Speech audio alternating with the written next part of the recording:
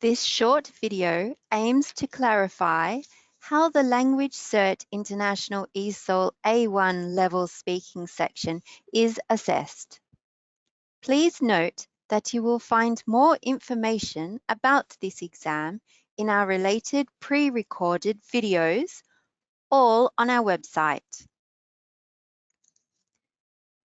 First of all, a few words about the key features of the LanguageCert International ESOL spoken exam.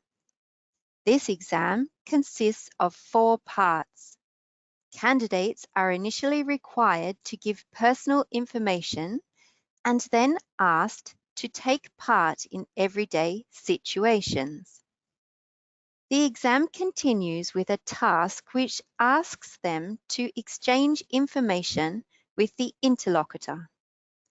And finally, candidates are required to speak about a selected topic, selected by the interlocutor.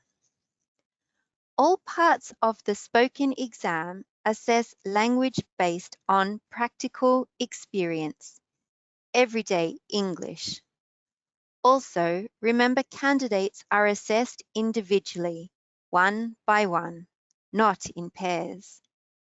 The duration of the spoken exam at A1 level is 6 minutes. Now, a few more details about each part of the spoken exam. The aim of Part 1 is to assess the candidate's ability to give personal information.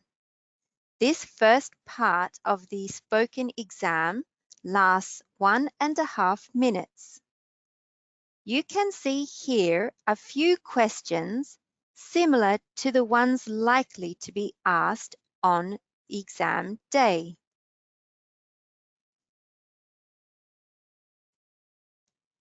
Concerning Part 2, it aims to assess the candidate's ability to communicate in real-life situations using a range of functional language to elicit or respond as appropriate.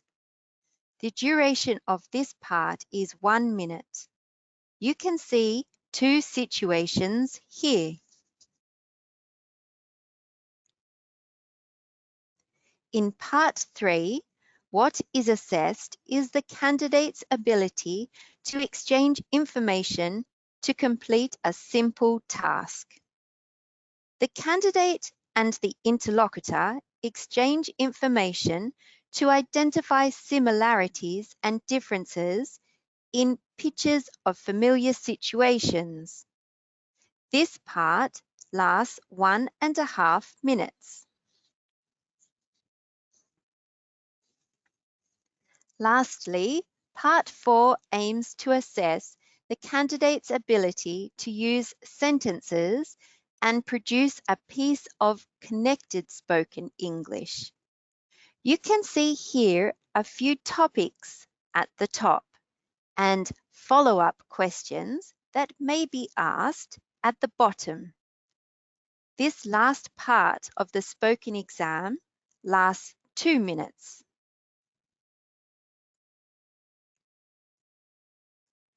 Let's now focus on the assessment criteria and how candidates are marked. The assessor uses 4 assessment criteria to evaluate the candidate's response. The first criterion, task fulfillment and coherence, a measure of the candidate's ability to manage the tasks adequately for the level and link the utterances into coherent speech. The second criterion, accuracy and range of grammar, which relates to the candidate's ability to demonstrate a range and control of grammar. The third criterion, accuracy and range of vocabulary, which is used to assess the candidate's range and control of vocabulary. Finally, the last criterion, which measures the candidate's ability to connect utterances, maintain the flow, and engage in effective communicative exchanges.